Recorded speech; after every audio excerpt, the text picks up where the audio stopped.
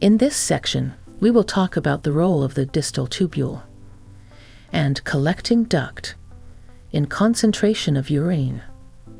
Above this boundary, there is cortex, while below it there is medulla. Now, let's discuss the distal convoluted tubule. This is interstitial fluid. These are principal cells, while this is the lumen. Fluid entering the distal tubule is hypotonic. More sodium is reabsorbed in principal cells through the epithelial sodium channel, which is inhibited by atrial natriuretic peptide. Expression of epithelial sodium channel, and thus sodium reabsorption, is increased by aldosterone.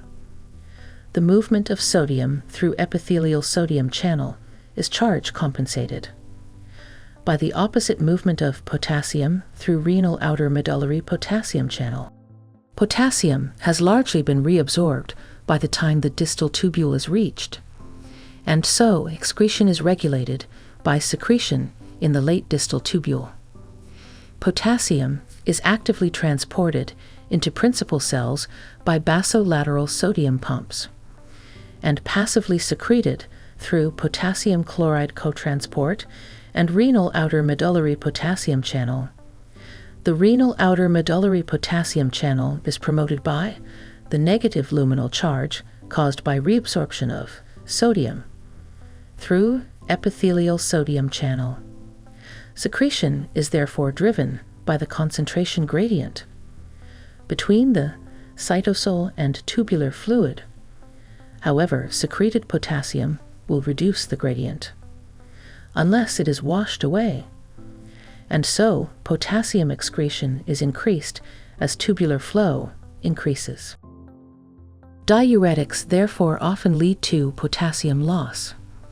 Potassium secretion is increased by aldosterone, which enhances sodium pump activity and apical membrane potassium permeability. Perturbations of potassium homeostasis are often associated with acid-base disorders. This was all about the secretion of potassium and reabsorption of sodium, moving towards the reabsorption of calcium. Calcium reabsorption in the distal tubule is regulated by parathyroid hormone and 1,25-dehydroxycholecalciferol, which is active form of vitamin D.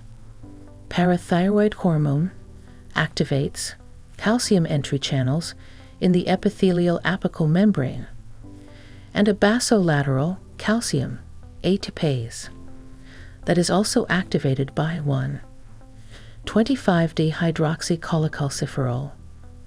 Calcium removal is assisted by an sodium calcium antiporter. Calcium-binding proteins prevent cytosolic free calcium from rising detrimentally.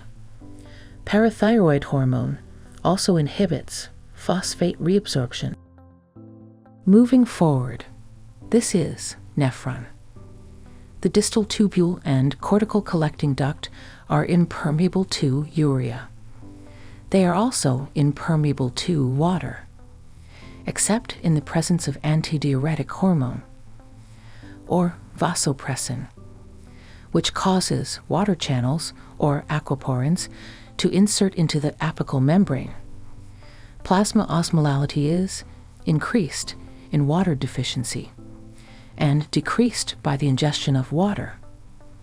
Osmoreceptors in the anterior hypothalamus are sensitive to changes as small as 1% of plasma osmolality, and regulate antidiuretic hormone, also known as vasopressin.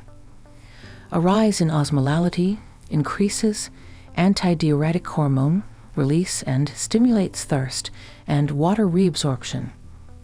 A fall has the opposite effect.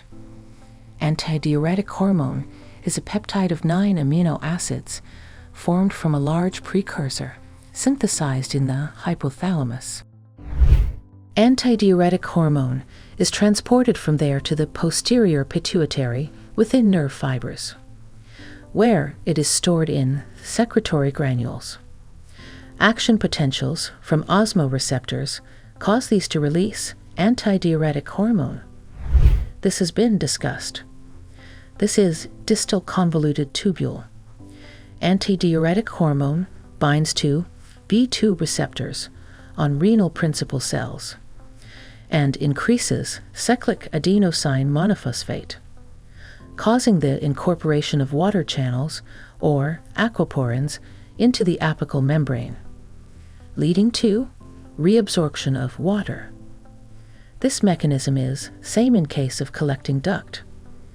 The medullary collecting duct is relatively permeable to urea, which diffuses down its concentration gradient into the medulla, and then into the ascending loop of Henle. Urea is therefore trapped and partially recycled, so maintaining a high concentration and providing 50% of the osmolality in the medulla. Antidiuretic hormone increases the permeability of the medullary collecting duct to urea, and hence its reabsorption by activating epithelial uniporters. This further increases the medullary osmolality and allows the production of more concentrated urine. This was all about this section. In our next section, Dr. David will guide us to differentiated different terms, such as Osmotic Diuresis, Polyuria, Nephrogenic Diabetes Insipidus, Bartter Syndrome, and Syndrome of Inappropriate Hypersecretion of Antidiuretic Hormone. Explore our extensive library of over 1,800 video lectures to learn about a wide range of topics. Only on sqadia.com.